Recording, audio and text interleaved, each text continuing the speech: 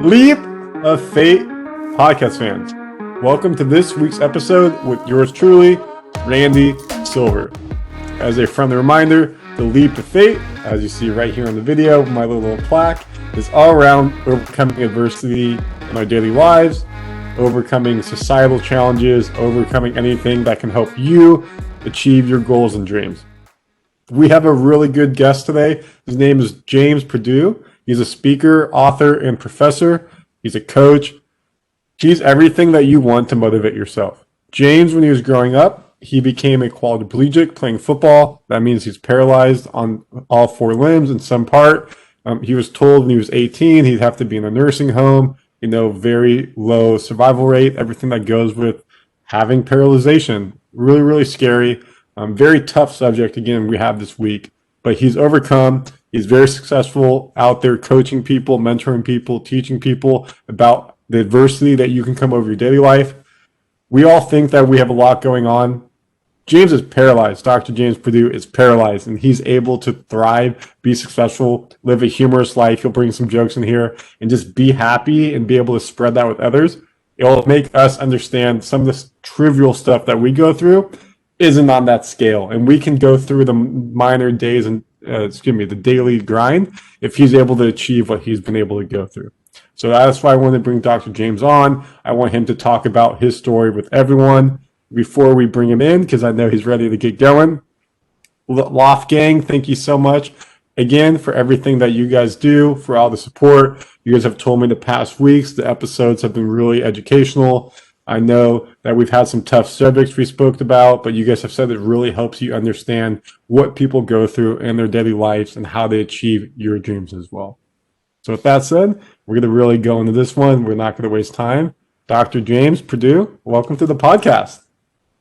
Randy, thank you for having me on your Leap of Faith podcast. And even though physically I can't take a leap, we'll take it literally and metaphorically into the leap of faith. Thank you again. And also, Doctor, I appreciate you using that, but you don't have to go any further really, because I tell people it's not a doctor that I have. I came right out. I'll drive you down to your pharmacist and pick them up for you.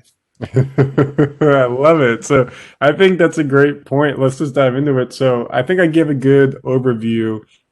Let's just dive right into the story. No need to waste time. So when you're 18 in your teenage years, unfortunately, you became a quadriplegic. Can you let the audience know what you were doing, playing football, how it happened, the events, and kind of give us the play-by-play? And actually, it was 19, so not to correct you, but 19. I was 2 weeks into college on a baseball scholarship. I was one of them hoping to go professional. My father died when I was 16, so I had to grow up fast, be the man of the family. So baseball was my out. So I was hoping, one day to buy a new home for my mother, buy new cars for my brothers, buy something for my grandmother. Grandparents, they got everything anyway. But there was something I surely could buy. What position were you for I was baseball? a left-handed pitcher, but hitting and playing field, especially the hitting, was my specialty. So Got it. So I wanted to be a professional athlete. I was even to the point, you heard of mail order brides. I was going to get my mother a mail order groom. So that was the want to help provide for the family. I was hoping I could become that athlete. So basically, you could get yourself a new stepdad. You got to pick your stepdad in that case, then. I get to pick him. That's right. So we got to play one college game in the fall, and I was the only freshman that started, and so everything was going the way I wanted to. I mean, I just knew that this was the first step towards that contract.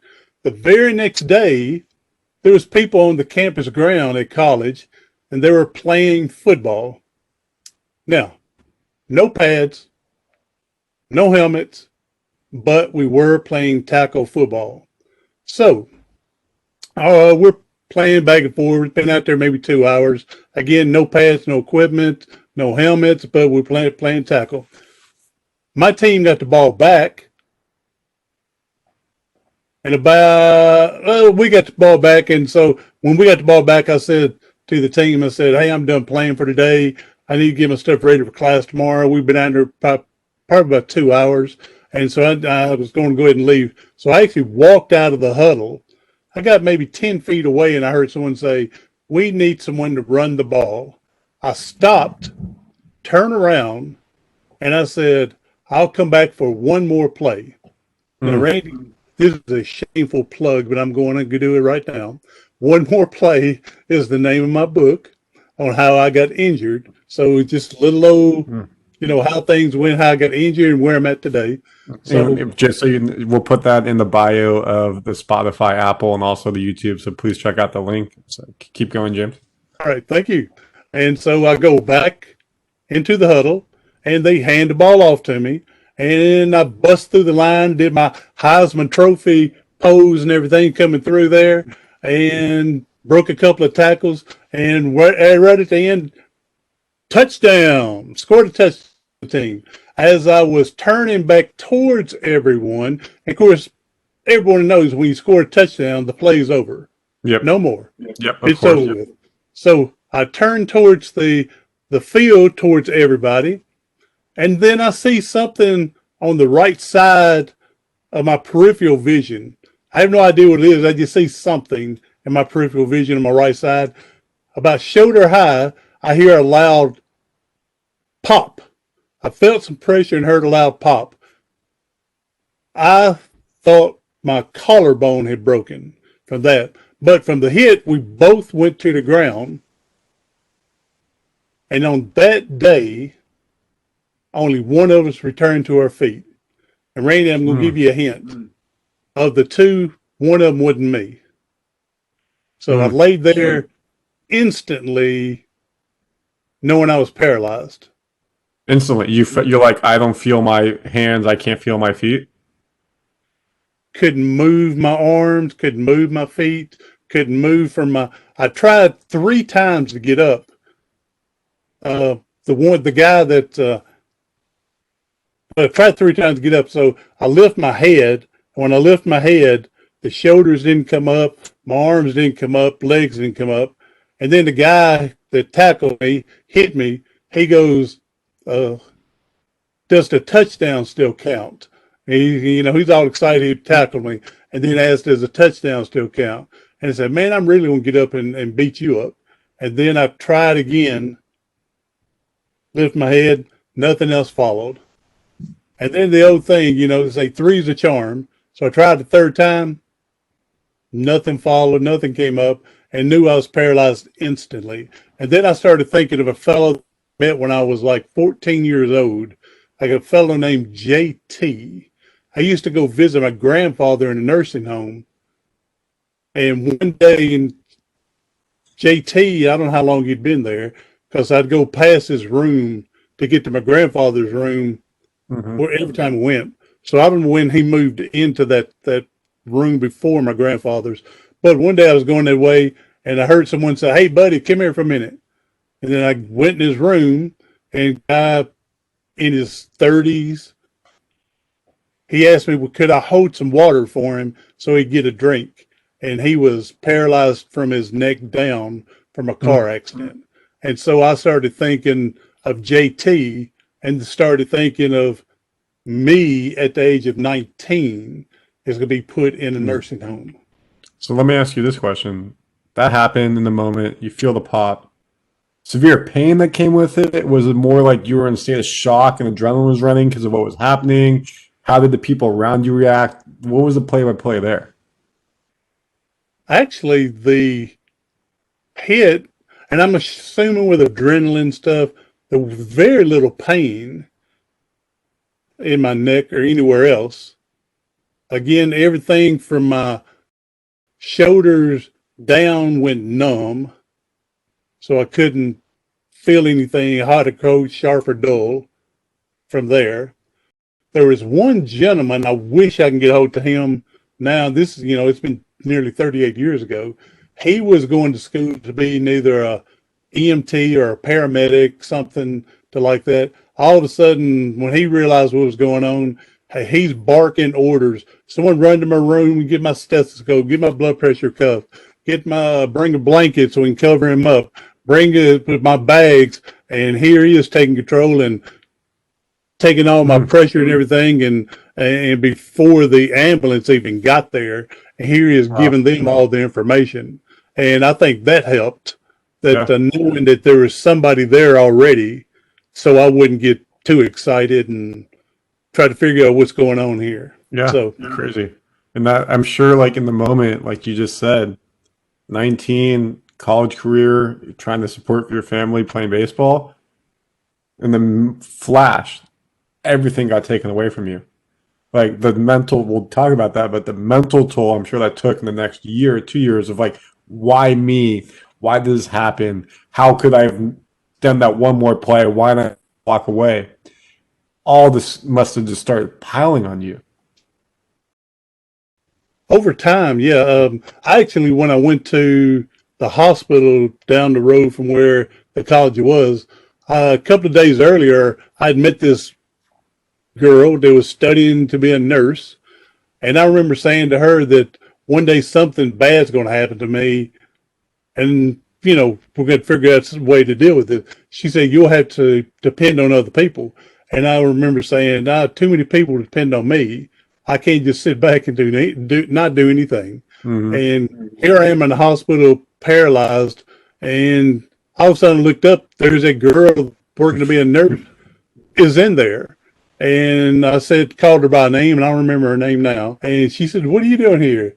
I said, paralyzed and broke, got my neck broke. She said, what? And then she looked at the stuff, x-ray, well, not x-ray, but some of the paperwork there, because they were transferring me from what was Pulaski, Tennessee to Nashville to St. Thomas, a bigger and better hospital. Hmm. And so she got to looking at it. And so that was the last time I got to see her.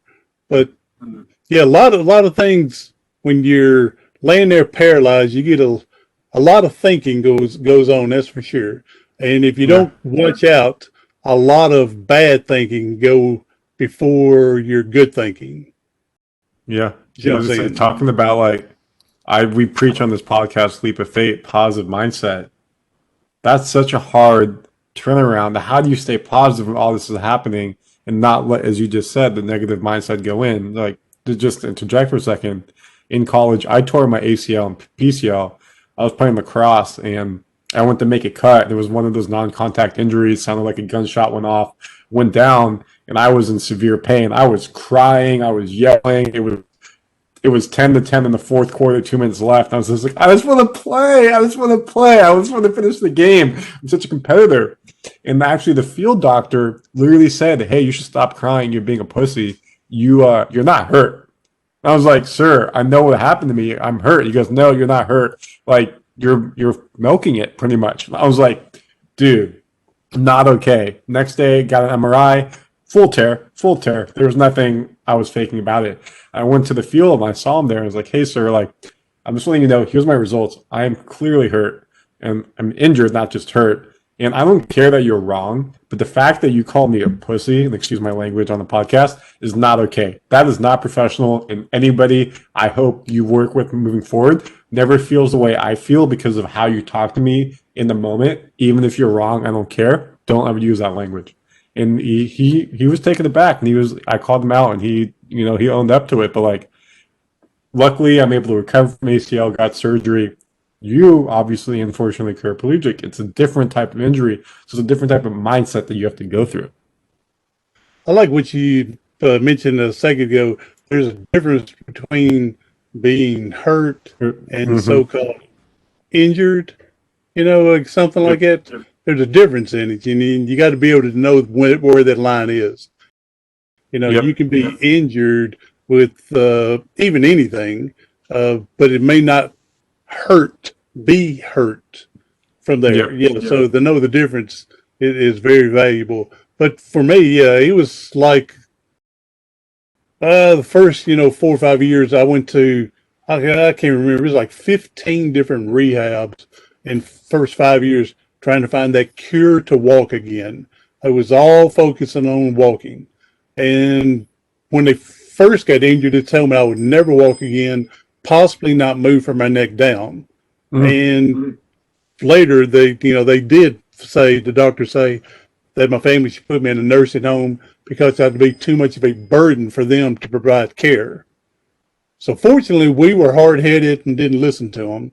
And with our own hard work and physical therapy, we eventually got where I was able to stand and walk with a walker for about 10 feet. So when the doctor said I would never walk again, I made a liar out of them for 10 minutes. So it was just the other 23 hours and 50 minutes they were correct. So I love that. And again, it's the mindset. You're like, you know what? Someone's telling me no, or like this can't happen. I'm going to prove them wrong. And you use that internal motivation, kind of like I'm sure you watched Michael Jordan's documentaries, The Last Dance, over the summer. He used awesome. Every negative, it's so awesome. Every negative comment was his way to motivate himself to be great that day. And you're doing the same mindset as you're telling people who said, oh, I'm sorry, your life is over. Oh, I'm sorry, you can't do this. I'm sorry, it'll never happen, as a motivation for you to succeed in the same mindset.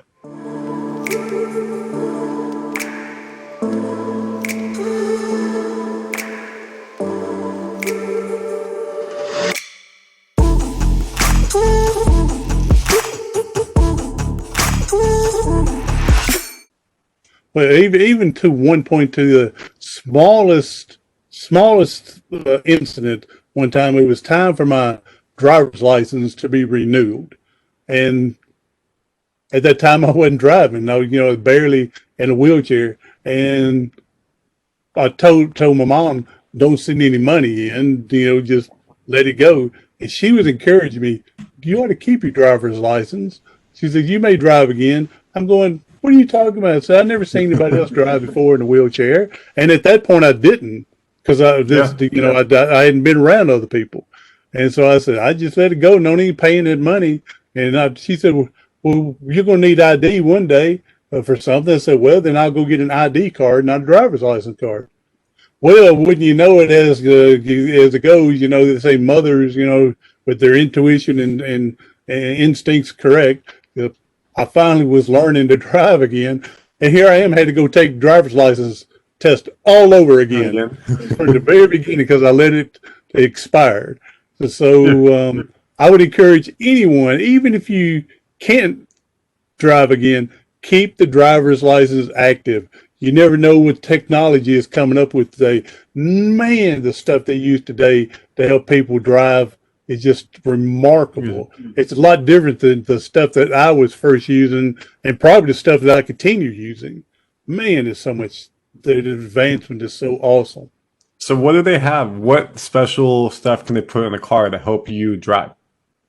See, the first time I tried, since I was able to stand and walk or something, I thought that, well, I'll just put one foot on the gas, one foot on the brake, and we'll drive like grandmothers and everything like that, and 10 and 2.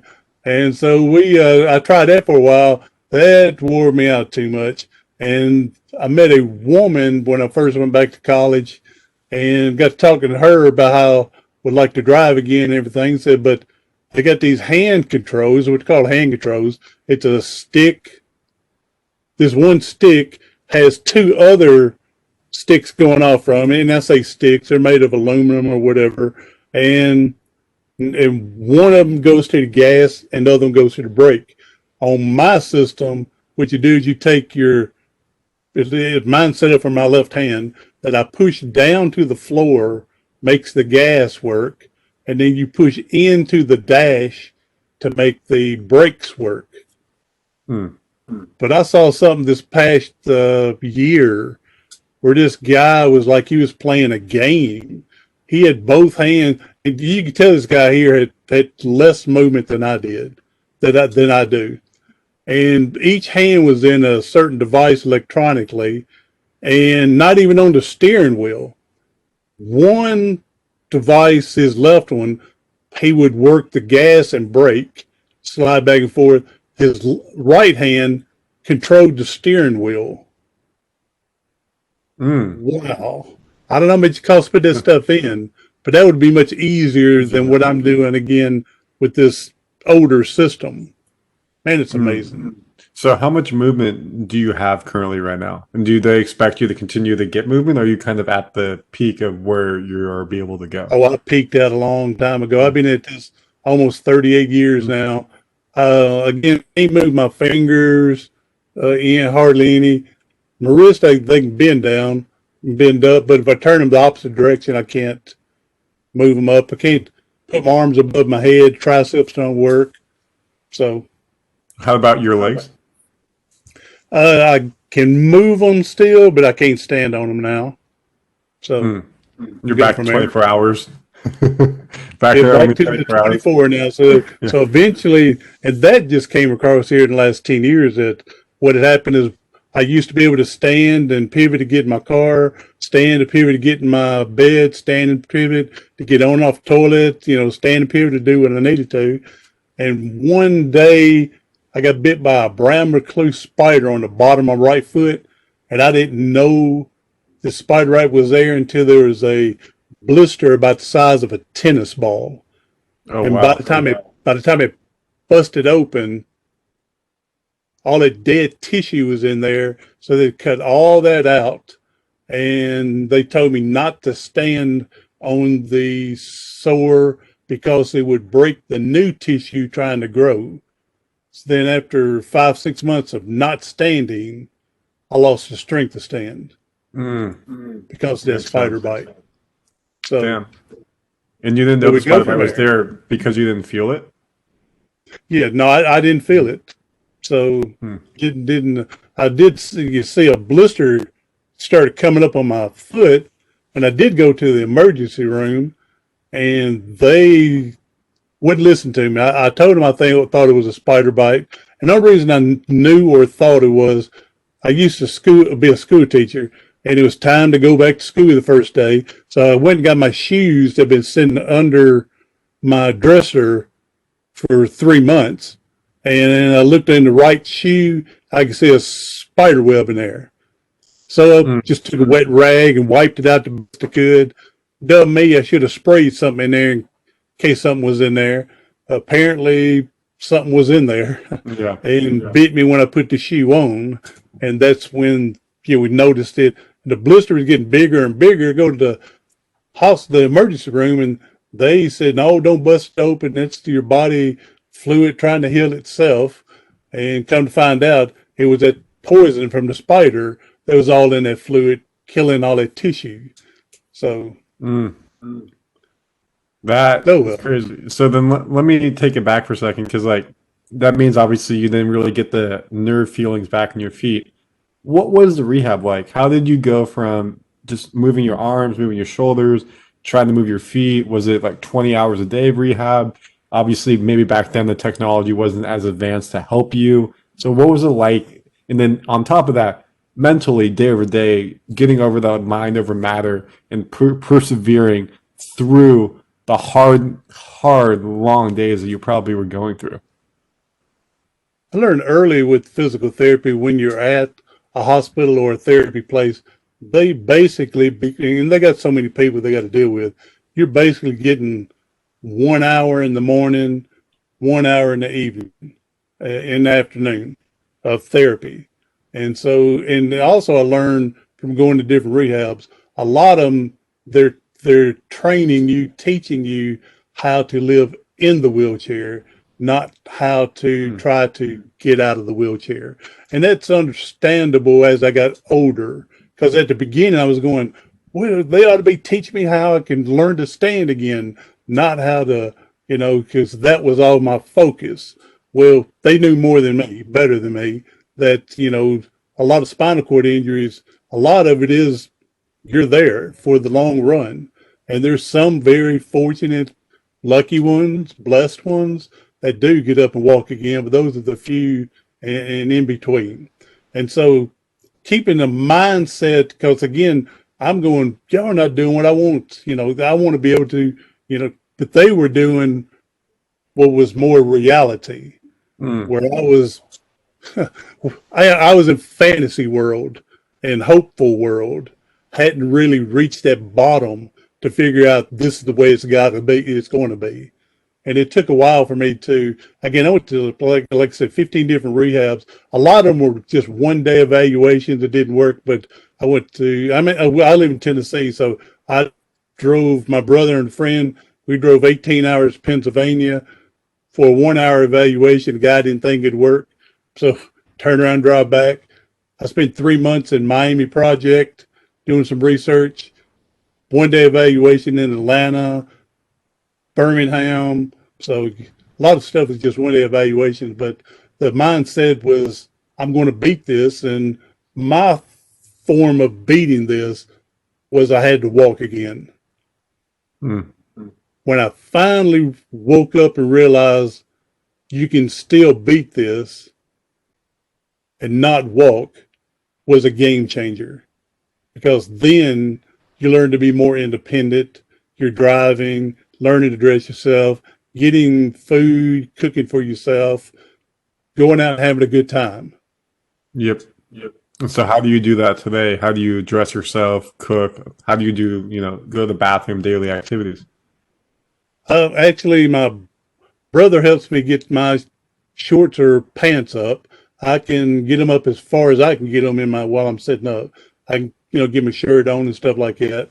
And other than that, we're pretty much independent the best we can. And So with that it just, independence, a lot of it's trial and error, where I'm a big boy, so I can't do things like these little old skinny people that are fresh and injured, and they try to teach you how to get dressed laying in bed. All right, which is cool and everything. Well, I got shorter arms and then I don't know, but I can't reach down to grab my leg, plus as big as they are, and try to pull them up and then put the leg string in. No, I figured out it was a lot easier for me to get out of bed and get in my wheelchair and then be bent down and put my shorts and shoes on, and then pull the shorts up as far as I can get them from there. So a lot of the stuff is trial and error when people first get injured. What may not work for you, find a way that will work for you. yeah, that makes sense. And then obviously, you're doing that. I'm sure you're like, well, how do I survive? How do I pay for my medical bills? How do I pay for physical therapy? How do I support myself? I mean, you're a very prevalent speaker. I'm sure you wrote a book, did well there. How did you make yourself successful in the business world while you were doing all this?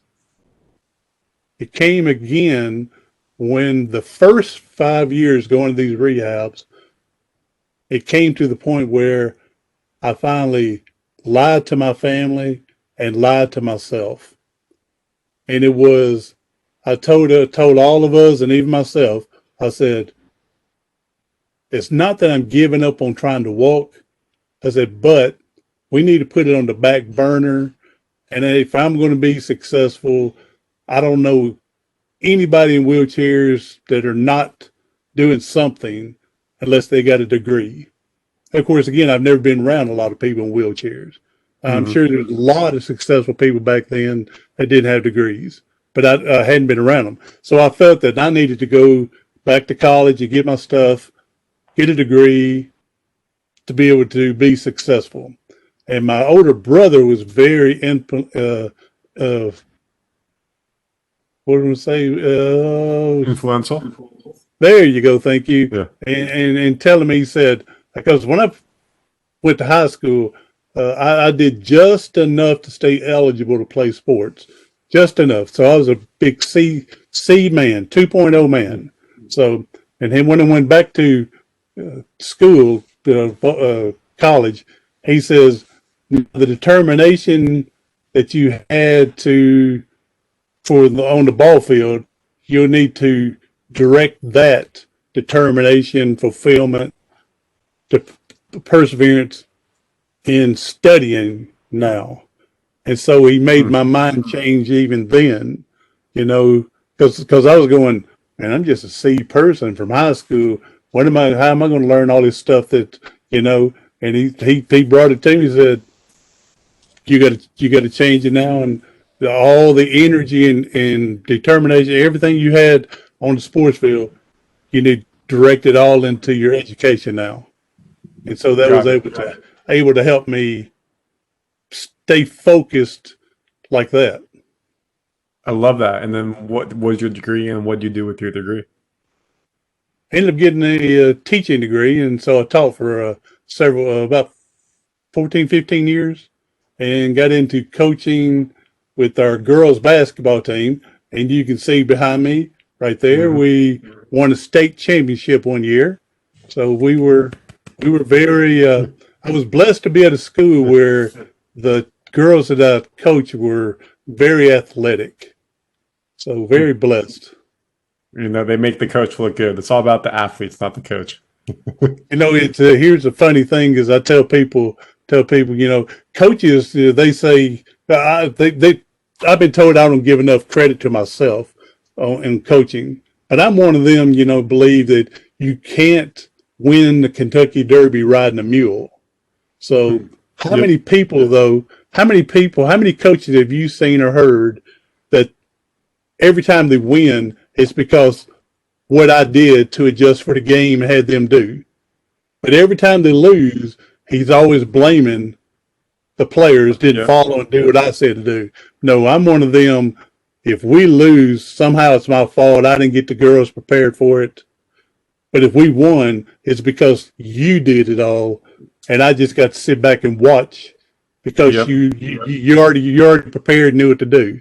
But if we lost, it was always I didn't get you prepared enough, or the team was just that daggum better than us, and we were just fortunate enough to be there. So I completely I was always the difference that I took the hard route on the loss, but gave them all the glory for what they did. You know, and for my business, I know before we got on podcast, I was talking about I work for Cisco and I lead a global team. I'm the same way. If we hit our numbers, the team hits their numbers, it's their success. They did it. It's not me leading the team.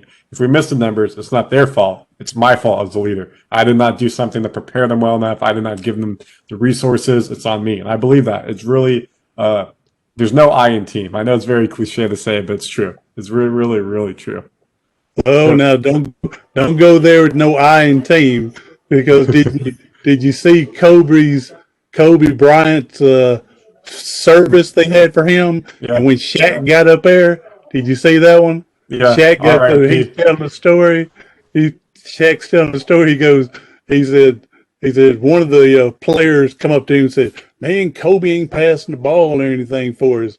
He said, "I'll go talk to him." He said, "Kobe, man, there's no I in team."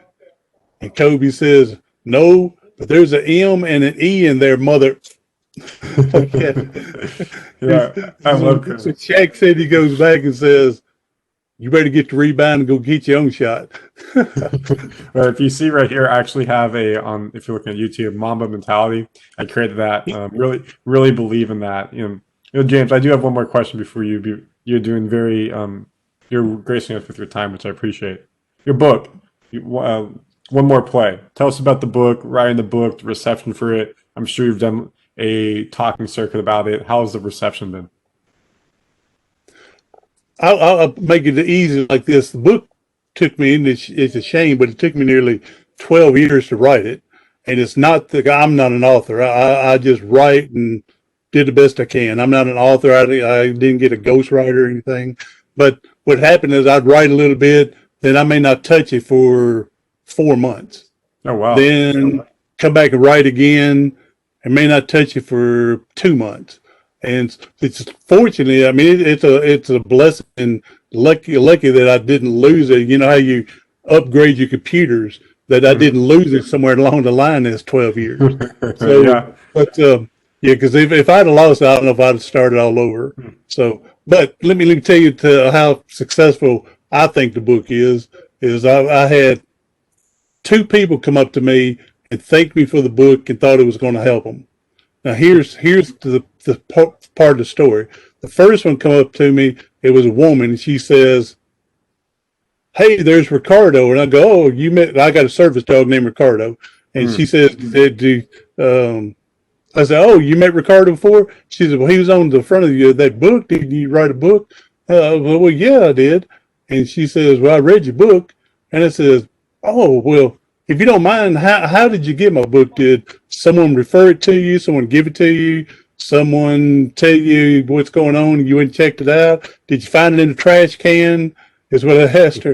And she told me, she says, she was locked up in the county jail and my book is in the library in the county jail where I live. About a year later, some guy comes running up to me at the store and he's going, Mr. Perdue, Mr. Perdue. And usually when I hear Mr. Perdue or Coach Perdue, I think of one of my students. Yeah. So Yeah. I turned around, didn't recognize the guy, didn't recognize him. He says, I want to let you know I read your book 4 times and I think you're going to help me with some stuff I'm dealing with to make things better. And I go, really? First I'm thinking in my head, read my book 4 times. Oh yeah, right, sure you did. I said it to myself, didn't say it to him. And then I said the same thing, how'd you get it?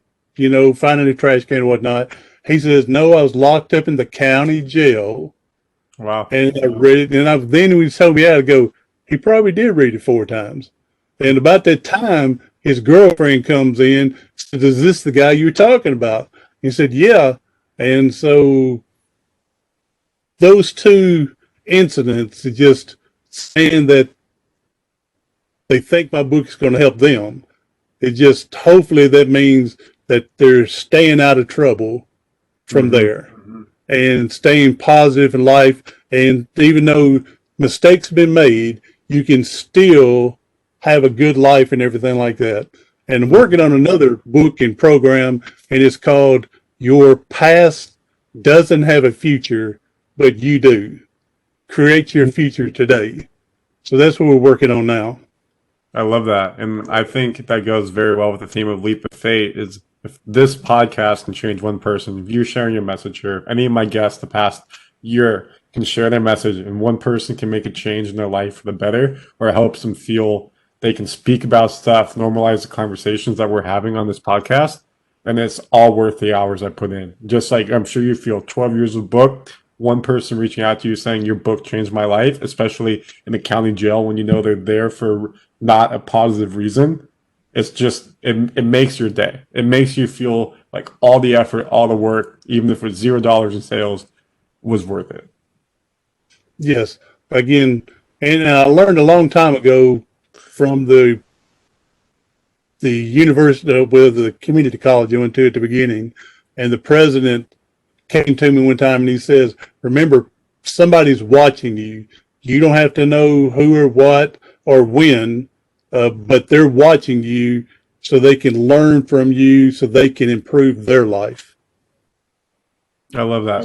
So we don't have to know it. We don't have to know it, but there's people, I don't care who you are, the people are watching.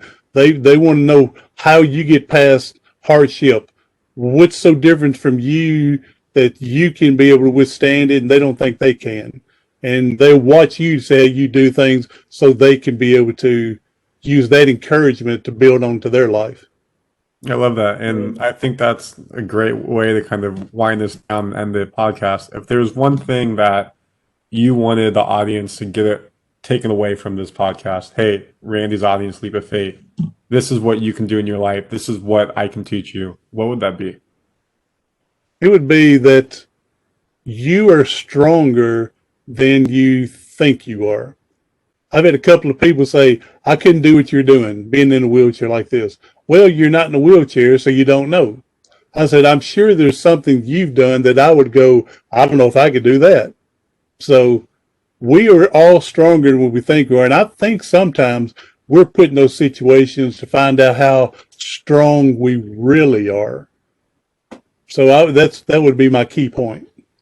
I love that. And what I would say, I think the key point takeaway for the audience is mind over matter. You know, James has had so much ups and downs in his life. A lot of people who doubted him, a lot of professionals who said he wouldn't be where he is at today.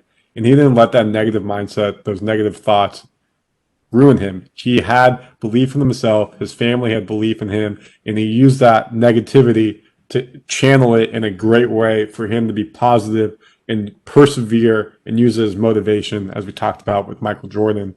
in The Last Stand. So if there's anything you take away, whatever is going on in your life, there's someone who potentially has something that could be going on worse, and you just need to know that you can persevere through that. Whatever you're going through, if you're going to think negatively, it's going to turn out negatively. Whatever you're going through, if you attack it with a positive mindset, fair enough. It may not turn out the way you want, but you're not going to start with a negative, defeated mindset and not give yourself the opportunity to get to the point where you can be successful, as James did. And I would say, James, from where you started 35 years ago, 40 years ago, laying on the ground saying, I can't feel myself, to today, watching you move your limbs here, talk, being able to write a book. You are one of the biggest success stories out there that we've had on the podcast today. And I appreciate you taking the time to come on and speak to my audience. Whew, I appreciate it, man. One of the big successes. That's what I like to hear. So, we're all successful in our own ways. We just have to define it how we want to. And I interviewed a gentleman, Captain Charlie Plum. He was a prisoner of war for nearly 6 years in the Vietnam War. And he said when there was time for the prisoner to be released, that all the counseling, psychologists, psychiatrists was telling all these prisoner of war's families that they should put them in institutions because everything they've been through, their mind is not going to be correct. It's not going to be good. He said it's going to be because they're so infested with the evil that took place with them. And Captain Charlie Plum, here's where he said, I didn't like someone else writing my story for me. And so that's how he viewed it. My life is going to come out the way I want it, the best that I can make it, not have someone write my story for me. That's awesome. I think that's a great way to end the podcast. And we'll say, Loft Gang, thank you so much for listening this week. Please go ahead. If you like this stuff, go reach out to James Perdue. How can we find you? Just do the big Google. You can Google James Perdue, but there's a lot of James Perdue, I guess. But if you go and Google Professor of Perseverance, you'll see my YouTube channel, podcast channel, how you can pick me up on Facebook. So a lot of my stuff is Professor of Perseverance. Awesome. And of course, in the link of this YouTube, Spotify, Apple, however you listen to, we'll have it here. If you like this content, please go ahead and like, subscribe, get yourself notifications so you can see when we have videos like this coming out weekly. We have weekly workout videos on the YouTube channel, mindfulness videos, meditation videos, sunset videos. All this content's out there on the Leap to Fate YouTube. James, thank you so much for coming on. We're going to go ahead and do our sign-off. We're going to go ahead and do our sign-off. So I'd like you to repeat after me. Stay healthy. So go ahead and repeat after you. Yeah. Stay healthy. Stay healthy. Stay wealthy. Stay wealthy. And have a good week, fans. And have a good week, fans. Deuces. Deuces. Bye, everybody. Have a good week.